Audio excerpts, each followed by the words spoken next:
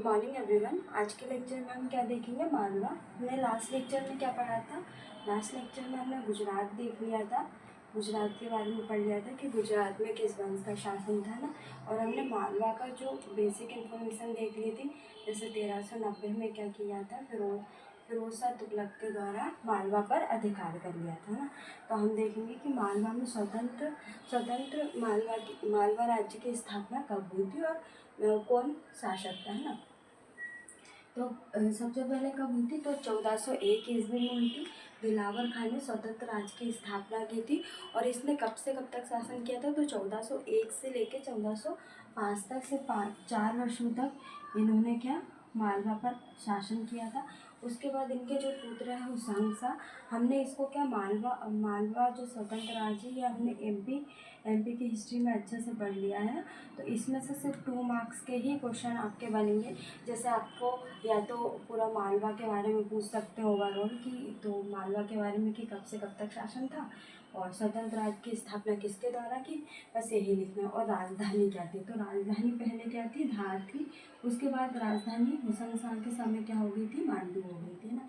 तो प्रारंभिक राजधानी कहाँ पे थी, धार पर। उसके बाद मांडू हो गई थी। हुसैन शाह ने, जिसका वास्तविक नाम क्या, अल्प खां वास्तविक नाम था, और हुसैन शाह के नाम से क्या, मालवा के सुल्तान बने थे ना। तो 1405 से लेकर 1435 तक इनका शासनकाल रहा है। ये 2 मार्क्स में ही आपसे पूछेंगे। राजधानी धार से मांडू स्थानांतरित की और धर्मनिरपेक्ष नीति का पालन करते थे ना। तो इनके बारे में हमको बस इतनी इन्फॉर्मेशन लिखनी है कि वास्तविक नाम क्या था, अल्प खां, और शासनकाल इनका कब से कब तक था? तो 1405 से लेकर 1435 ईस्वी तक था। और राजधानी इन्होंने धार से कहाँ पर स्थानांतरित की थी? तो मांडू में की थी, है ना। धर्मनिरपेक्ष नीति का पालन करते थे, है ना। इसके बाद हम देखेंगे महमूद खिलजी, है ना। महमूद खिलजी के द्वारा क्या किया था, खिलजी वंश की नींव रखी थी कहाँ पर, मालवा में, है ना। तो इनके बारे में भी पूछ सकते कि महमूद खिलजी के बारे में बताइए, है ना।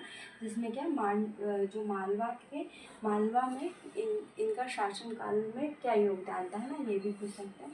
मांडू में क्या किया था इन्होंने, 7 मंजिला विजय स्तंभ का निर्माण करवाया था। और ये क्यों करवाया था?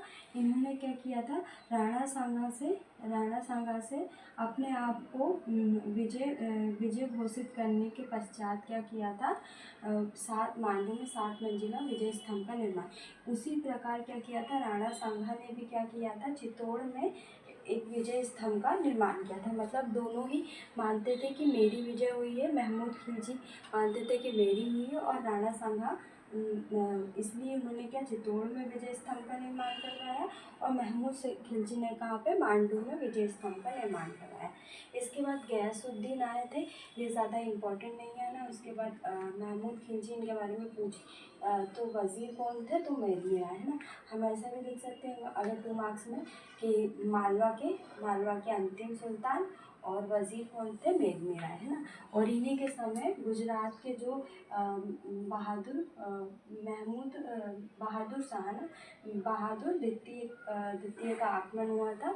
और क्या, जो मालवा है वो गुजरात के अधीन आ गई थी, है ना। तो हम इतना और भी लिख सकते हैं 2 मार्क्स में, अगर हमको और इन्फॉर्मेशन लिखनी है।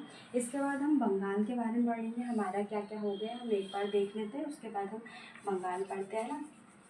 सबसे पहले हमने क्या पढ़ा था, जौनपुर के बारे में देखा था ना। जौनपुर में कौन से वंश, सरकी वंश की स्थापना की थी, है ना। जौनपुर के बाद हमने कश्मीर के बारे में पढ़ा था ना। कश्मीर के बाद हमने गुजरात के बारे में देखा था। गुजरात के बाद हमने क्या, मालवा के बारे में पढ़ा। और इसके बाद हम देखेंगे बंगाल, है ना। तो हमारे कुछ और जैसे कि और भी है, वो और बचे हैं 1-2 और उत्तर भारत के। उसके बाद हम दक्षिण भारत के देखेंगे, जिसमें मुख्य रूप से विजयनगर साम्राज्य और बहमनी साम्राज्य। और सबसे ज़्यादा इम्पोर्टेंट, ये तो सिर्फ आपके 2 मार्क्स में ही आएंगे, जो भी आपके सुल्तान हैं उनके बारे में ही पूछेंगे, बाकी और इसमें एक्स्ट्रा कोई इन्फॉर्मेशन है भी नहीं, है ना। तो 2 मार्क्स में ही आएंगे। इसके जो विजयनगर साम्राज्य है वो आपके 2 मार्क्स, 7 मार्क्स और 11 मार्क्स तीनों में ही आएंगे, है ना। हम सबसे पहले बंगाल में देखेंगे, बंगाल में क्या हुआ था। 12वीं शताब्दी के अंतिम दशक में क्या हुआ था, इलियास-उद-दीन मोहम्मद बिन बख्तियार खिलजी ने क्या किया था, दिल्ली सल्तनत में क्या, बंगाल को बंगाल को दिल्ली सल्तनत में मिलाया था ना। इसके बाद अगर हम देखें तो बंगाल में स्वतंत्र राज्य की स्थापना किसके द्वारा की थी, तो शमसुद्दीन इलियास शाह ने। कौन से? शमसुद्दीन इलियास शाह के द्वारा मालवा में स्वतंत्र मालवा की स्थापना की थी। उसके बाद सिकंदर शाह आए थे, है ना। बस इसमें इतना इम्पोर्टेंट है कि प्रथम शासन जिसने बंगाल में स्वतंत्र राज्य की स्थापना की, सिकंदर शाह। ये क्या थे? फिरोज शाह तुगलक ने इनके समय क्या किया था? आक्रमण किया था बंगाल में, हम इतना लिखेंगे। उसके बाद मालवा में पांडुना में क्या किया था? अदीना मस्जिद का निर्माण करवाया था। किसके द्वारा? सिकंदर शाह ना। तो ये 2 मार्क्स में आ सकता है। उसके बाद गयासुद्दीन आजम शाह, ये इनका शासनकाल कब से कब तक था? 1389 से 49 तक इनका शासनकाल था। और ये न्यायप्रियता के लिए क्या थे? प्रसिद्ध थे, है ना। न्यायप्रियता के लिए प्रसिद्ध थे, है ना। इसके बाद क्या हुआ था? बंगाल में एक और जो इलियास शाही वंश है उसकी स्थापना हो रही थी। तो इलियास शाही वंश की स्थापना किसने की थी? नसीरुद्दीन अबुल मुज़फ़्फ़र महमूद के द्वारा की थी। और ये इन्होंने कब की थी? तो 1442 से 1448 तक इन्होंने शासन किया था। और इन्होंने अपनी राजधानी किसको बनाई थी? घोड़ को बनाई थी, है ना। नेक्स्ट लेक्चर में हम इलियास शाही वंश कंप्लीट करेंगे और नेक्स्ट जो भी हमारा साम्राज्य है उसके बारे में पढ़ेंगे ना। तो किसने इलियास शाही वंश की स्थापना किसने की थी? तो नसीरुद्दीन अबुल मुज़फ़्फ़र महमूद ने की थी 1442 से 1448 में। और राजधानी क्या थी? घोड़ थी, है। तो एक बार हम रिवीजन कर लेते कि हमने क्या क्या पढ़ा। मालवा में हमने सब देखा कि स्वतंत्र मालवा की स्थापना किसने की थी? तो 1401 में दिलावर खान ने स्वतंत्र मालवा की स्थापना की थी। उन्होंने राजधानी कहाँ पे बनाई थी? तो राजधानी धार में बनाई थी। 1401 से 1405 तक इन्होंने शासन किया था। इसके बाद कौन आए थे? इनके पुत्र होसन शाह, जिनका वास्तविक नाम क्या था? अल्प खां। 1405 से लेकर 1435 तक इन्होंने शासन किया था। और राजधानी धार से मांडू स्थानांतरित की थी। धर्मनिरपेक्ष नीति का पालन किया था। ये 2 मार्क्स में ही आएगा। महमूद खिलजी इनके द्वारा खिलजी वंश की नींव रखी गई थी मालवा में। और मांडू में क्या 7 मंजिला विजय स्तंभ का निर्माण करवाया था। उसी प्रकार राणा सांगा ने भी चित्तौड़ में विजय स्तंभ का निर्माण करवाया था। इसके बाद गयासुद्दीन आए थे, फिर महमूद द्वितीय आए थे। यह अंतिम सुल्तान थे। और इनके वज़ीर कौन थे? मेरली राय। इनके समय क्या हुआ था? गुजरात के जो शासन है बहादुर द्वितीय का मालवा पे आक्रमण हुआ था। और मालवा किसके अधीन हो गई थी? गुजरात के अधीन। इसके बाद हम देखेंगे बंगाल में क्या 12वीं शताब्दी के अंतिम दशक में क्या किया था? इख्तियारुद्दीन मोहम्मद बिन बख्तियार खिलजी ने बंगाल को दिल्ली सल्तनत में में मिलाया था या अंतर्गत किया था।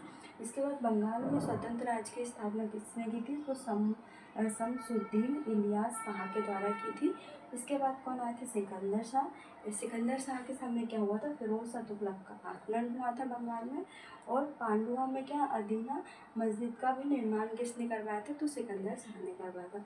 इसके बाद हम देखेंगे तो गयासुद्दीन आजम शाह, ये कब से कब तक थे? तो 1389 से 1409 तक इनको क्या बोलते हैं? न्यायप्रियता के लिए प्रसिद्ध थे। कौन? गयासुद्दीन आजम शाह। इसके बाद हम देखेंगे कि मालवा में इलियास शाही वंश की स्थापना किसके द्वारा की थी? तो नसीरुद्दीन अबुल मुज़फ़्फ़र महमूद ने की थी 1442 से 1448 में।